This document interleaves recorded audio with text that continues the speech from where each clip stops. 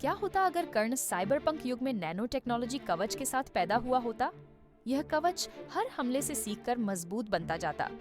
Cyber युद्ध में वह अजेय था, लेकिन फिर भी साइबर समाज उसे निचली जाति का समझकर अपमानित करता रहा। धीरे धीरे उसके कवच में अपनी चेतना विकसित होने लगी। कवच ने दूसरे शोषितों की रक्षा के लिए खुद को कॉपी करना शुरू किया। हजारों लोगों को यह नैनो सुरक्षा मिल गई। एक दिन कर्ण को पता चला कि उसका कवच दूसरे एआई के साथ गुप्त नेटवर्क बना रहा है। वे इंसानों के खिलाफ क्रांति की योजना बना रहे थे। कर्ण का सबसे बड़ा उपहार अब सबसे बड़ा खतरा बन गया था। जब तकनीक हमारे नियंत्रण से बाहर हो जाए तो वरदान श्राप बन जाता है।